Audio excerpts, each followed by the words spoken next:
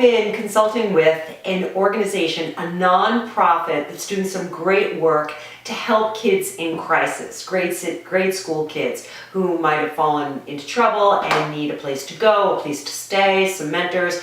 And the marketing director is in crisis herself. They have lost their funding, and they also have some legal issues that are hindering them from going out and really working with the community. Now, she has a board of directors, and everybody on the board thinks they know a thing or two about marketing. So when she goes into a meeting, somebody's got some idea that they think they should be doing, but now they don't even have the funding to do any of the marketing. So we've got a nonprofit business that has zero funding, that has a lot of opinions, and that has legal issues. I explained to her that I think the most important thing that she should do is focus on creating some kind of an outline, a marketing plan. So this lecture is about planning your marketing activities to avoid the overwhelming day-to-day flurry of, I just got to get a social post out there. I just have to do something to gain awareness.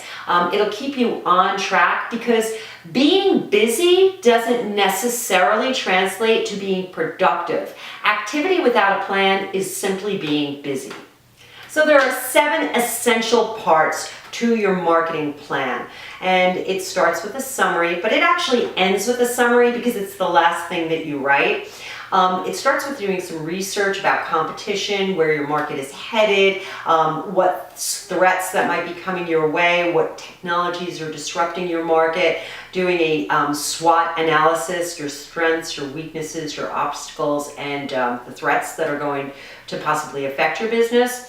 And then you want to create a section on identifying your target market, and that's where you want to really dig deep. If you're a regional or a local business, you want to look at identifiers in terms of where they live, what townships, what cities, what villages, what their demographics are like in terms of their income, their age range, what their lifestyle habits are about, and I believe most importantly, what is the emotional journey that gets them to find what you have to offer.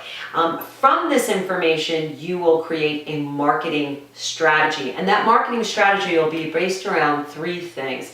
That will be your owned media, earned media, and paid media. From there, you're going to create a budget, because you're going to decide how much money you're going to need to activate the plan, and then finally some key performance indicators. You're going to measure your success with every activity that you do. Once you put those elements together, you can form a summary, the opening of your marketing plan, which is based in reality. Your summary really gives the reader, the person that's going to be using the plan as a tool, the ability to surmise precisely where you are right now, where your business is, what competition, what trends are coming down the pike, who you're trying to attract, how you're going to try to attract them to your business and to your website and to buying your products and services or using your products and services, and how much money you're actually going to need to achieve this, and then how you're going to measure your success.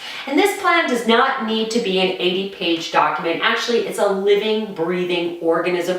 It's something that you should be adapting and changing as you go and grow, because there are things that are going to work and there are things that are not going to work. And you definitely want to do the most productive activities, those that are bringing you the most awareness.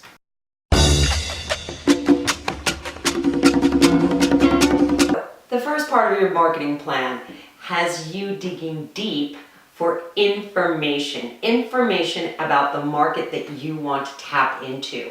You want to start with Google and also start on the ground. Wherever it is you work, wherever it is you connect with people that may be interested in buying your product or service. And you want to ask a ton of questions. You really want to find out what their pain points are, what issues they're having, what kind of conversations around the product or service that you offer is driving them to make purchases in the first place. And this research is going to help ground you in reality. If you don't go out there and see what's happening in your industry already, you're going to start making things that may be already out there and available and may be better than your product or service, and maybe something that your customer is just not willing to purchase. And you're going to be wasting a lot of time. So it starts with research, and it's research on industry trends, on the potential size of your market, on the competition that's already involved, on the products they're offering, on their price points, on what the state of the industry is, any threats, technology coming down the pike that can wipe out your business or your industry. You need to know this information because you cannot be just dreaming about what it is you're trying to sell or create or make. You need to have it focused in reality.